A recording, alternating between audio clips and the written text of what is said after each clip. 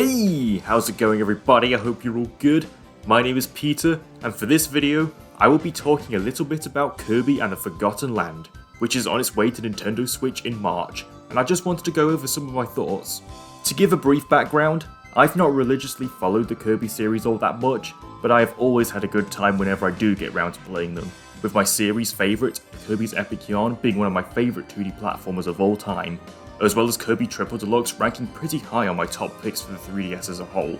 And Forgotten Land has been the most excited I've felt for Kirby ever since, and it could very well dethrone Epic Yarn as my personal favourite if it continues to impress me.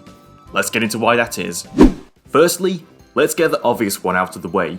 It's the first true 3D platformer starring Kirby, which is really refreshing to see, as I've always wanted to see how the copyability mechanic would work in a 3D space, as each ability comes with a moveset designed to work in a 2D plane. If you don't know what I mean, think about Super Smash Bros. And how the attack and special buttons will have a different move depending on which direction you move the stick. This was partially why I thought that the Kirby series would pretty much stay in 2D permanently,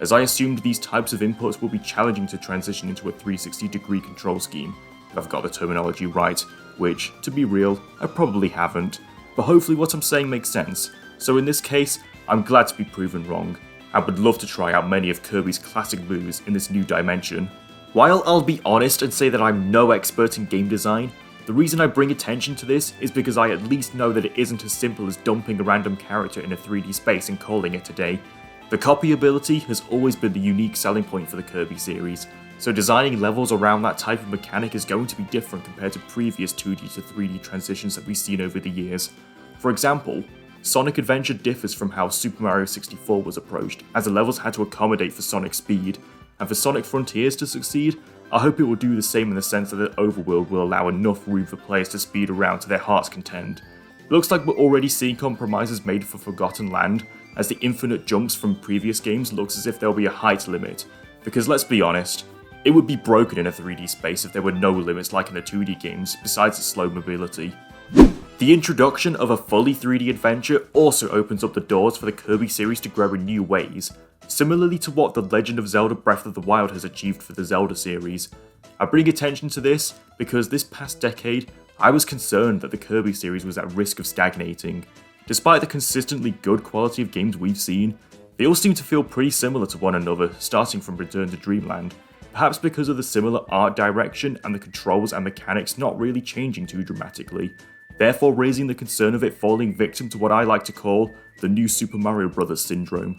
Sure, it might be a bit harsh to lump Kirby in with that series, but from reading up on some of the criticisms directed at Star Allies, the most notable of which in my opinion would be the notion that HAL played it safe with that entry, I don't think I'm entirely alone in bringing this up. With that being said, when you adapt the core fundamentals of Kirby to a 3D space, that's already a lot of new territory to work with, so it's a change that I welcome if it breathes new life into the series and creates additional possibilities for future games to improve on the foundation that Forgotten Land is looking to establish.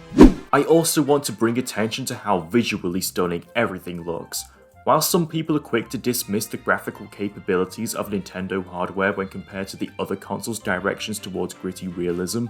Forgotten Land is proving to be yet another shining example of how a Switch game can still look aesthetically gorgeous through the use of fun and colourful environments, potentially taking the crown for best looking first party Switch game ever.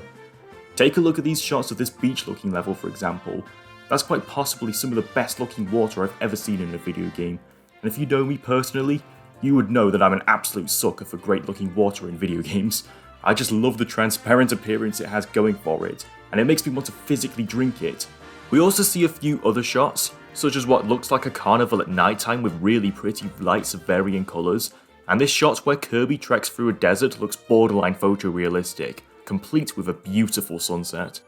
When it comes to gameplay, something from the second trailer that immediately stood out to me was the inclusion of what appears to be a hub world inhabited by Waddle Dees, where you can engage in all sorts of fun little activities like fishing and serving food. The Waddle Dees themselves also seem to have cute little variants, like this wise Waddle Dee dressed as a professor, or these ones sat at a table interacting and enjoying some lunch, which adds that extra level of personality and charm that a certain type of NPC in most modern Nintendo games could take notes from, as it's the little details that mean everything in establishing the cozy atmosphere that this setting is clearly aiming for. Overall, I'm just really excited to get back into Kirby, as Forgotten Land is the first time in a while that I've been extremely excited for the series, and I think an ambitious title like this is the perfect way to celebrate Kirby's 30th anniversary. Let me know what you think in the comments, and be sure to subscribe for more top content on the world of Nintendo. Thank you so much for watching, and until next time, see you later!